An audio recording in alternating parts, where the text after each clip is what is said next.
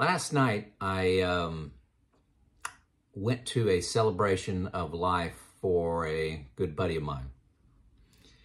And he died a couple weeks ago, but he had an unusual event last night where it was not your typical showing at a funeral home and getting together where everybody's dressed up and gives their condolences to the family. This was a meal and speakers and had a guitar player there. True celebration of life.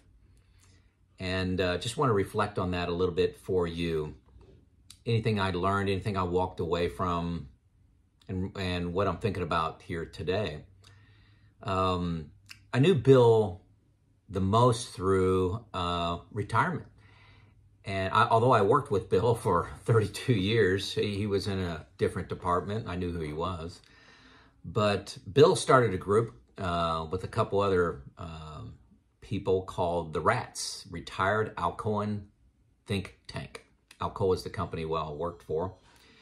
And we met Friday mornings at a local park, and we talked about current events. We learned from each other, on like things like Social Security, Medicare, who's your dentist, do you have dental insurance? We talk a lot about power washing and vacations, lawnmowers, anything. We just a group of folks getting together, just whatever we want to talk about, no agenda, just freewheeling.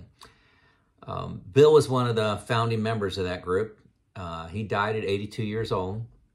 He was pretty slow the last couple years. One thing I quickly remember about Bill is he really enjoyed the vacation pictures that I sent to the group. So we have a group text, so I'd send out pictures, and Bill commented on every one of them. And really because he couldn't go on vacations anymore. His body let him down. He was a little overweight, but his mind was sharp to the end. I did take Bill trap shooting once a couple years ago. I had a membership, and I was getting used to my new shotgun. I do remember, if you don't know anything about trap, you shoot these little clay pigeons that fly off in the air. And 25 is a perfect score. Bill got a 20. I got a 16. He beat me, and, anyway. But a couple learnings, folks, that I'd like to just talk about. Number one, hey, your go-go years are for real.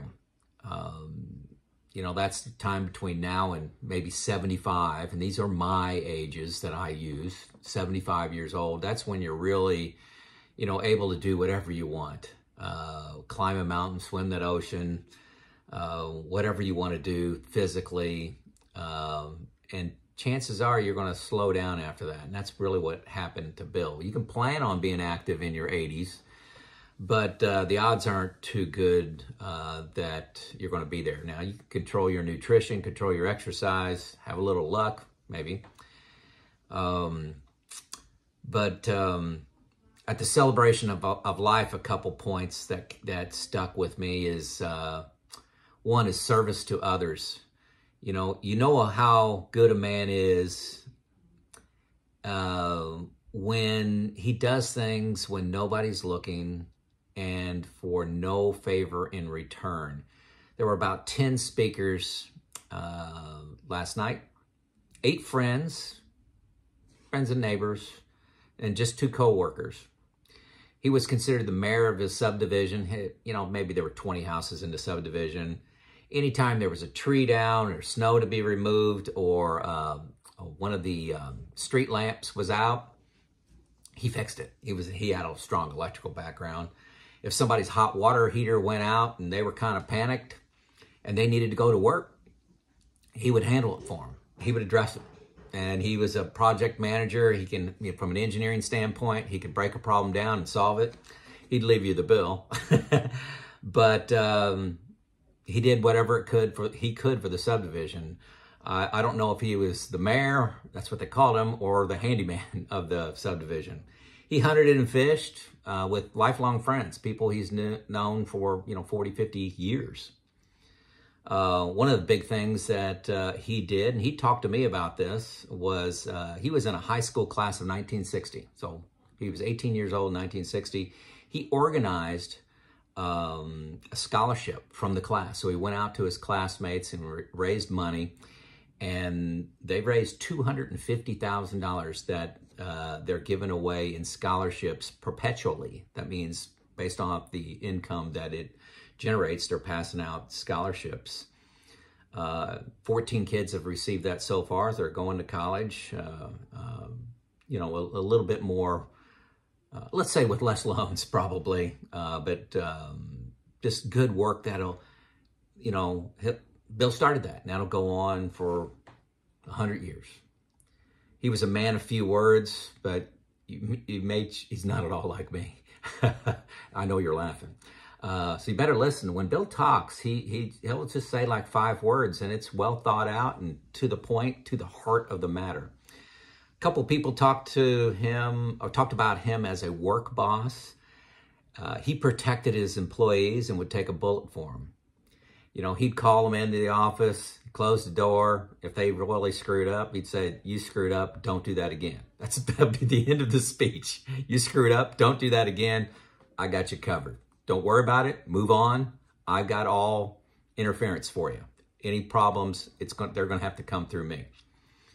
He's assembled a top talent team. You look at the people that were in his group, you're like, how did he get these people? But he was a great coach and mentor. He was globally respected. There were flights chartered, airline flights chartered to pick Bill up wherever he was, to move him to another place in the world to help out in a disaster. Where's Bill? In a disaster, you have a big problem involving process computers at a manufacturing plant. Where's Bill? He was an innovator in process control computers. You think about somebody that was 18 in 1960.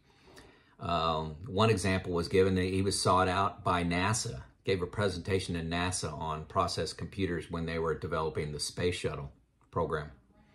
That's just the technical respect he had. It was really international. As a person, and there were a lot of other things said. These are the things that impacted me and maybe challenged me to be a little bit better. He was not threatened by the success of others. 2 people said that. And honestly, this is something that grabs me occasionally, not as much now in retirement. I would say rare, almost never in retirement. But when I was working, this occasionally bothered me. And I would like to be bigger than that. It's a challenge for me to reflect on Bill when that happens to me. And he would do anything, anytime to help anyone. You know, I talked earlier about this, but this lady talked about her hot water heater went out and had water spilled out all over the floor, and she had an important meeting to go to. And Bill said, "I got it. I got it. You go to that. Don't worry about anything." The lady came back home. She said everything was mopped up. There was a bill on the kitchen table, but everything was fine. New hot water heater installed. A great life of Bill, impacting others beyond the grave. And just a great evening, great person, died way too soon. There you go. It's Joe out.